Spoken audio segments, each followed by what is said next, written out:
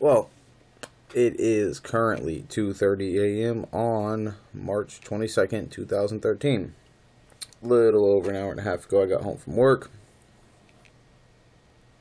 Went about my usual business afterwards.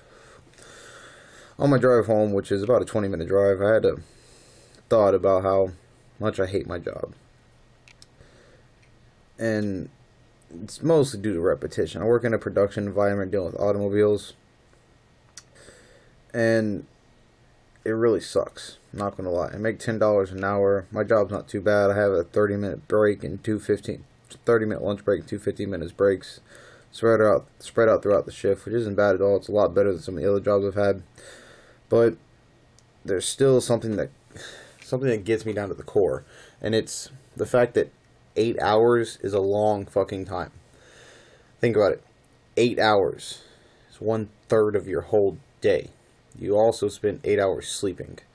Now that other 8 hours, the other third of the day, you ever notice how it's not there? You get up in the morning, you do your morning routine, well, for most people, they get up, do their morning routine, or if they're like me, they work nights. I work 3:30 to midnight, 8.5 hours. I spend 20 minutes driving approximately one way. It's another 40 minutes. Now we're talking at 9 hours. So, and then I also work another job, which is usually 3 or 4 hours every other day during the week. So, I don't have time for much. And the whole 8-hour workday, I think it's a thing of the past. There was a lot of labor movements in the early 20th century, predominantly focused around the Great Depression time, where the 8-hour workday was established.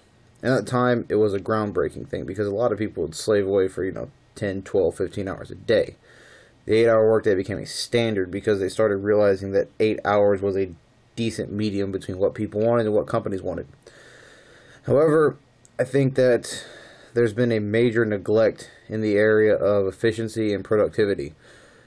We've drastically, more so than you can imagine, increased our technological capacities over the last 100 years. It's phenomenal. Well, we haven't utilized that. All the companies done have used that technology to make their employees even more productive, instead of allowing their employees to be happier, which is what machinery, in my opinion, technology really is for. It's to make our lives easier. Not effortless, but easier. Well, along with that comes the fact that the average person can do a lot more than they would otherwise.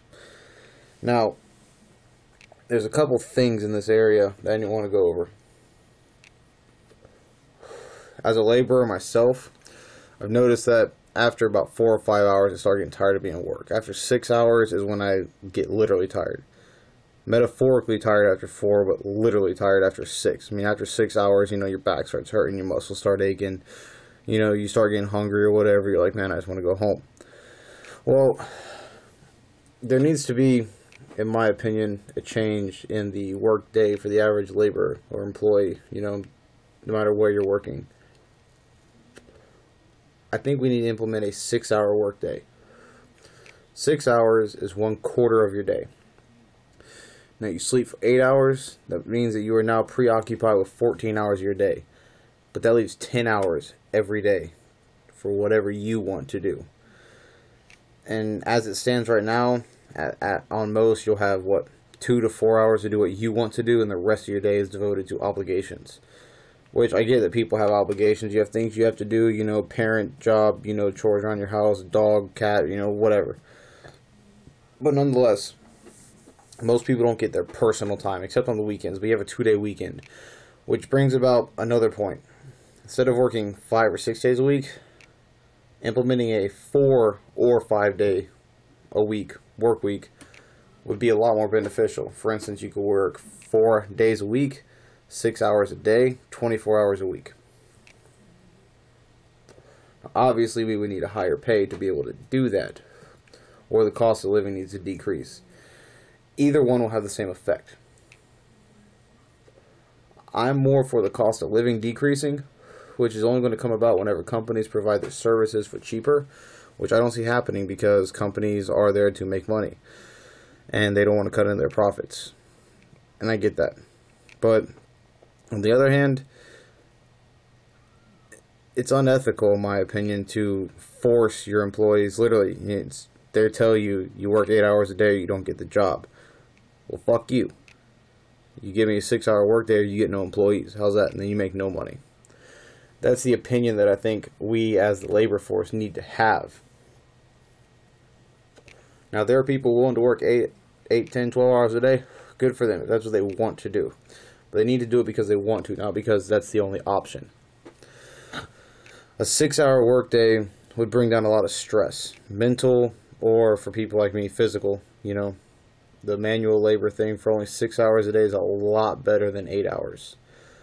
You would psychologically and physically be a lot better working 6 hours. You would also have more time with your family, or to do stuff around your house, or, you know, you'd have time to actually park your car and work on it if you're like me, or, you know, walk your dog, you know, spend time with friends, be happier. Instead of devoting the majority of your life to work, you would devote a quarter of your life to work as opposed to a third to half of your life to working. And that would have such profound effects on a lot of things. On top of that, if we all worked 6 hours, for companies who run multiple shifts, they can now implement 4 shifts throughout the day if they run 24 hours. Such as fast food places like McDonald's, which are open 24 hours, or gas stations. Or for places like where I work, there's 2 shifts. Each of them are 8 hours, which is 16 hours. Well, they could slightly modify that and create 3 6-hour shifts. Now, each shift has approximately 20 or 30 people. That now means that an extra 20 or 30 people are employed. Now, whenever they're employed, they have money to spend, put back into the local economy, or, you know, what have you. Which means that there are more people who can purchase products and services, which means that in theory, the cost of things should drop, at least in my understanding of economics. But I know that's not how it's going to work. What's all that's going to happen is the companies will keep stuff the same, and the only thing that's really going to change that is whenever we as a people stand together and force these changes to happen. And in my opinion, along with the previous videos I've made about, you know, gun control, drug enforcement, you know, drug laws, the war on drugs, the education system, education reform, another major reform that needs to be brought about would be labor reform. And this could also tie into the education reform. For instance, students go to school for approximately 180 days a year. They have a year-round school schedule, I think is what they call it. Well, the idea for that was that they'd have 3 months off in the summer to go back home and help on the family's farm, or, you know, whatever. Well, that's the ways of the past, and it's time to change that. If they literally went to school, you know, for the majority of the year nonstop, in theory, they wouldn't have to go to school for 12 years just to get through with 12th grade, which really, if you think about it, the 12th grade education isn't that great of an education as it stands in our current curriculum. But we'll go back to that later whenever I make another post of my education reform videos. Either way, if we reform the education system to where students are in school for, you know, 4 or 5 hours a day, that'll make students happier. Happier students are more eager to learn. The teachers would have a 6-hour day. That would give them an hour or two every day to handle their paperwork, lesson plans, etc. That would also give the administrative staff more time to do their job. That would make the teachers and the administration happier of the school, which a big problem I had whenever I was going to school was basically disgruntled employees. A problem that a lot of people have whenever they encounter a business, and fundamentally a school really is a business. I mean, people are there, they work, they make money. All of these things they tie in together in such a weird way that not any one of them in and of itself is going to make a big change. It's only whenever we can implement all of them, not necessarily simultaneously, but so close together that in the long scale of history it'll be effectively simultaneously. And this goes to the whole social reform thing that has been brought up multiple times throughout the last couple of years, which has predominantly been prompted by the current economic struggles that a lot of people are facing, which the limiting the work hours and increasing the number of employees each company has will help that. Now, problem is going to come into how people are going to make it by off of working less hours, which means, as I said before, higher pay or lower cost of living. And I think it needs to be a combination of both. Cost of living needs to drop, and the hourly wage needs to increase. There was a picture I saw online. I probably can't find it now, but it was showing the value of the US dollar in like 1919, and then like every 5 or 10 years up until today. And if you do the math, minimum wage should in theory be like $20 an hour.